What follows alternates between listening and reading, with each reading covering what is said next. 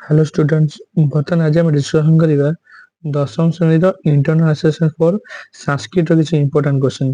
देखो पिला एक नंबर कहला राष्ट्रीय ध्वज कस्य प्रतीकम। डबल आई अस्माकं राष्ट्रीय ध्वजे के रंगा कुत्र विन्यस्ता। थर्ड आई सर्प कीदृश आसीत्। आईवी का तावत् भारतवर्षस्य परिचयं धारयति। बी सर्प समीपागतम सर्वनाम किम करोति स्म। नंबर टू देखो कथम जनाः गमनागमने भयम अनुभवन्ति स्म। डबल आई धवलासस्य मध्ये किम वर्तिते। थर्ड आई कथम सर्पः दंशनम त्यक्तवान्। आईवी उत्तरतेः समुद्रे च प्रतीकम किम। बी सर्पः कीदृशः इव व्यवहरति स्म। लेकिन हम 2 नंबर क्वेश्चन गला। 3 नंबर क्वेश्चन देखिबा स्तुतवान संधि विच्छेद करिवो स्तु प्लस डैश। डबल आई संजाता समयुक्त डैश युक्त त।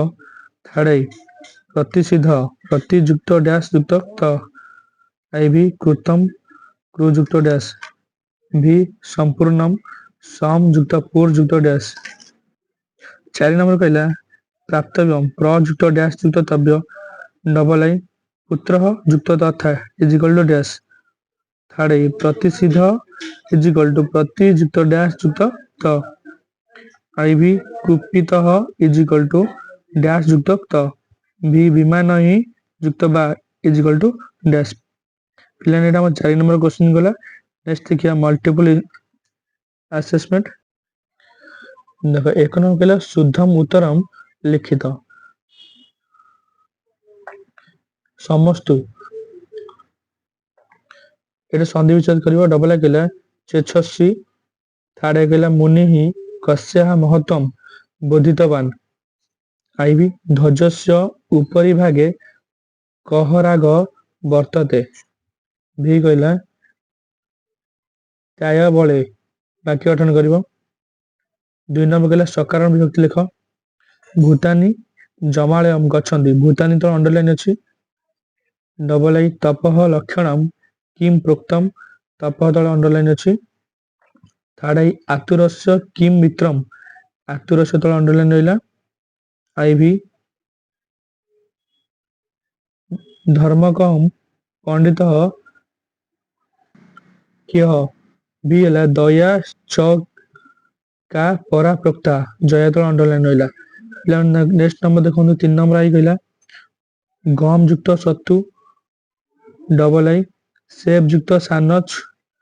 थर्ड आई पा युक्त तव्य। आई भी आ युक्त दा युक्त लप। भी हट युक्त तुमुन। प्लेन 3 नंबर क्वेश्चन गला। इटा संधि विच्छेद लास्ट सेशन नंबर। इटा मोस्ट इंपोर्टेंट क्वेश्चन होजी। देखो पिला लास्ट नंबर इटा 4 नंबर। आई कहला संधि विच्छेद करिवो अहन्य हनी। डबल आई कहला जचतीति।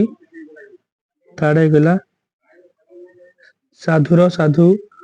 आई भी मास्टर तुहु। भी कहला सुताप। पिला माने नेक्स्ट सेक्शन रे आंसर शीट छाड़ दे भला से प्रिपेयर हो जिवे।